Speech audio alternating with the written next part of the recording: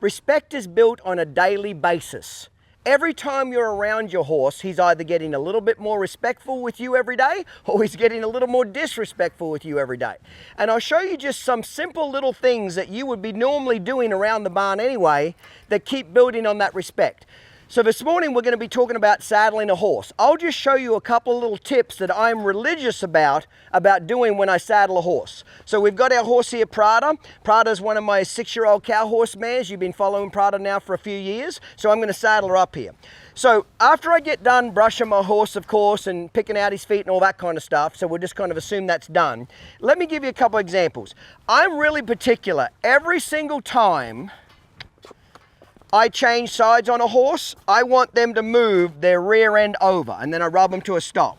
I'm personally not a big fan of cross ties. I'm not saying they're bad. I'm not saying if you use them, you're a shitty horse owner. I just don't like them. I've seen too many horses get into wrecks with cross ties.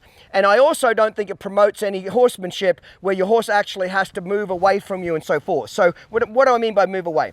Every time I change sides on 𝗏𝗏, I just touch her with my hand, touch and rub, and I want her to actually move all the way over, and then I rub her to a stop. If I put my hand on this side of her, I'm barely touching her here. She knows to move all the way over here. Why do I do this? One, when I'm working with her, I want to be able to have the whole horse at my disposal. Number two, most people, when they have to change sides of a horse, they walk around the horse. Or they have to slap the horse 3 times to make the damn thing move. I want my horses respectful enough that if I just barely touch her here with my fingertip, see how she moves her rear end over? And she'll move it all the way over to the edge, and then I rub her. So now I can work on the horse here, okay? So it's just, even though she's tied up and I've got an Aussie tie ring there, every single time you change sides, make the horse move away from you. It's basic respect. You'll be amazed how many horses are belligerent and pushy, but just off the tip of your finger will not move away from you. So now I'm going to go ahead and saddle her. So I'm going to move her over. Okay. So I'm going to get my PRS pad. Okay. I always use a PRS pad when I'm riding and training my horses because it takes pressure off the bars of the horses off the back, okay? Takes away those dry spots on their withers, okay? So, again, we're talking about horses that are quiet, not colts, stuff like that, okay? The thing I like about using an Aussie tie ring is if there was a problem or she sat back or something like that, she's not going to be able to have something she's tied hard to where she could flip over, break the halter lead rope, etc., okay? So I always like to saddle my horses from the off side, okay? The reason I like to saddle them from this side is that I'm already over here, so I can let down my breast collar, and more importantly, I can let down my front cinch, my back cinch, etc. So I get all that set. It's important when you're using the PRS pad to make sure the bars of the saddle are in those holes. I come around here, I move her across, all the way across, like that. Rub her to a stop. This is touch and rub. I adjust the saddle pad again.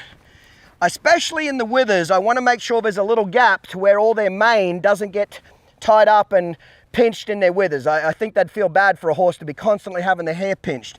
Another reason I use the PRS pad is because it's got a split in the center of the withers, so it lets that hair come up and it doesn't pinch them, okay? I've got my saddle set now. Now I go ahead and do up my girth. But every time I change sides, I want her to move away out of my space.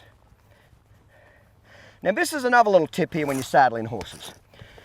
A lot of people teach horses to be cold-backed or cinchy or pull back when they're saddled, when they're tied up, they do the girth up and they pull back, because people just jerk this son of a bitch up right now. When I do the girth up the first time, I'm going to go around, and again, we're not talking about saddling a colt for the first time. That's a whole different subject, okay? But a horse that's relatively good about being saddled, I'm just going to do it up like that, barely snug. I didn't even put the girth eye in there, okay? So now the back cinch, but don't do it up real tight, okay? A lot of people cause their horse to pull back and act stupid because they jerk that son of a bitch up as hard as they can. Let me put it like this. This is how it feels to your horse when you just jerk that girth up as hard as you can. Imagine you just got out of bed. You just got out of bed, you're stretching, and all of a sudden your wife or your husband got right behind you and just gave you the biggest wedgie in the world. I mean, just jerked that son of a bitch up as hard as they could. That'd tighten you up, wouldn't it? That's what it feels like to your horse when you just rip that girth up, okay? And then people say, well, Clinton, I wonder why my horse flips over backwards when he's in the cross ties, or he rears up, or he pulls back and falls on the ground. Because you're training him to act like that, okay? So let me go ahead and put my breast collar on. I personally like to ride with a breast collar. One, it keeps the saddle in a better position. Two, if you happen to screw up and have your cinch a little bit too loose and your saddle starts to come off, the breast collar is like a good little insurance policy not to get into a wreck. Okay, not that we want that happening, but if we have to have an insurance policy. So now, if I'm ready to walk her off now or go move her from now, I'm going to do the girth up just a little bit more. And now I'm going to put the tongue in the hole like that. Okay, now what'll happen is, let me just move her out of the road here. Just touch her. Again, make the horse move out of your space all the way over, rub him to a stop. Okay, so now I'll go away and do a little bit of groundwork. I might back her up to the arena. I might move her feet around depending on how old the horse is and what training it's had. And then I'll do the girth up a third time right before I get on. And the third time will be pretty darn tight, that third time. So I do it in stages, okay? So, let me move her over here. The saddle that we're using here today is our Aussie half-breed saddle, okay? It's half Western and it's half Australian, because Western saddles have a certain amount of advantages to them, and an Australian stock saddle has a certain amount of advantages to them. First advantage is I like to have a horn on a saddle. Something to grab a hold of. If a colt or a 2-year-old jumped out from underneath you or spooked or shied, or you kind of lost your balance if you're a beginner, you've got something to grab a hold of. But here's the part I really like, is the swells here, okay? This comes from an Australian stock saddle. The reason I like these swells is that if you happen to lean forward too much or a colt jumps out from underneath you or goes to buck you off, these swells here will grab you right here on the inner thigh. So they will give you a tremendous amount of more balance in here. So this, between the horn and the swells, it will, I'm not saying you won't come off, but it's sure as shit going to give you a lot more balance and a lot more security, especially on a young green colt. I particularly like a saddle with a padded seat. It's just a little more comfortable, especially if you're trail riding for several hours at a time. So I like a padded seat. You can get these saddles with either a rough out seat or a smooth seat. I don't really have a dog in that fight. It's just personal preference. I suppose most of my saddles probably have a rough out seat, and you know, actually but now that I think about it, it goes both ways. I go either way on that. I like to have a cantle here. You don't want a cantle that's too low, okay? And you don't want one that's too high. So basically, the height I've got, this is about what I like. It's a good secure pocket to keep the horse in. I personally like saddles with a back cinch as well. It keeps the back of the saddle from flipping up. If the horse would go to duck forward or jump forward or buck, the back of the saddle's not going to kick you in the ass and help you go off the front of him. So I like a back cinch for security. Talking about back cinches, one of my pet peeves is people doing this stuff. They've got the back cinch so damn loose, but there's 4 inches of gap between the cinch and the horse's belly, okay? I don't want that. I want the cinch to touch the horse's belly at all times. I'm not saying I want it tight, but I sure as hell don't want it loose, okay? Another feature of it is it has what we call free swinging fenders, okay? So the fenders will swing all the way from the front all the way to the back. So depending on where you want to put your leg on a horse, you've got a lot of movement here. The saddles come with a twisted fender here to where the saddle, the actual stirrup here, will face the direction your foot's going to go. So rather than having to lean over and use your hand and try to get your foot in the stirrup, it'll sit like that a lot better.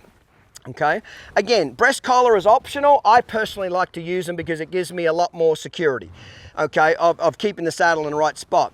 You'll notice that the back of the saddle is cut away here. It's not like a completely square Western saddle, we did that for, the main reason is just to cut back the weight of it. A lot of the ladies that buy the saddles can't have a saddle that's really, really heavy. It's too hard for them to get on their horse, especially if they've got a big horse. So we cut this away to save a little bit of weight and make it easier to get on the horse, okay? I personally ride in a 16-inch saddle, 16.5-inch saddle, okay? Everybody's got a little bit different what they like to ride in. That's what I personally ride in, okay? But you can get this saddle in rough out seat, smooth seat, etc. Once you ride in one of these half-breed saddles, you will never go back to either just a straight stock saddle, or a Western saddle. You've got the best of both worlds, okay? I hate saddles that have a fender but so stiff that you can't move your leg around. I want to have free movement. That's why it's called a free swinging fender.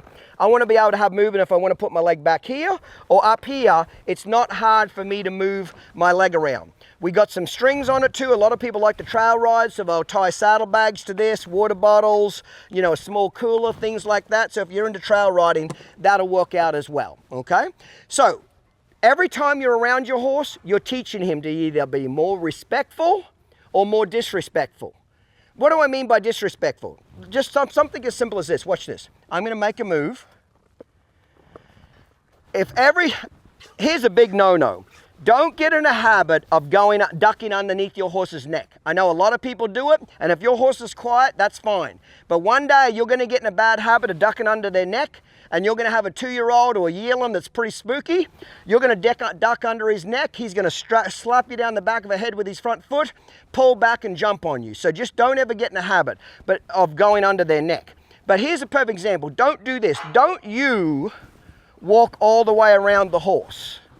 See, she's standing still, and I'm the one doing all the walking. This is not teaching her anything. Just something as simple as me asking her to move out of my space is a little bit of respect. Now I'm going to get on the other side. I reach over, I touch her, and she moves over here, and I rub her. It might not mean a lot, but it means a lot to them. Every time the human makes the horse's feet move, you gain respect. Every time you move around your horse, you're losing respect. So when you're in a cross tie, the human is constantly moving around the horse. The horse just stands there.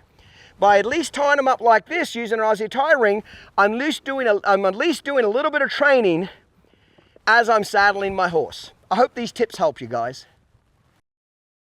So guys, I've got an exciting sale for you. For the next 10 days only, if you buy one of our Aussie saddles, you get a free premium club membership worth $400. Now, being a premium club member means you have access to all of the videos I've made over the last 25 years. Fundamentals, intermediate, advanced, professional, trick horse training, foal training, a trail series. You get it all as a premium club member. Okay, so if you buy one of these saddles, we give you a free club membership. But remember, it's only for the next 10 days, guys.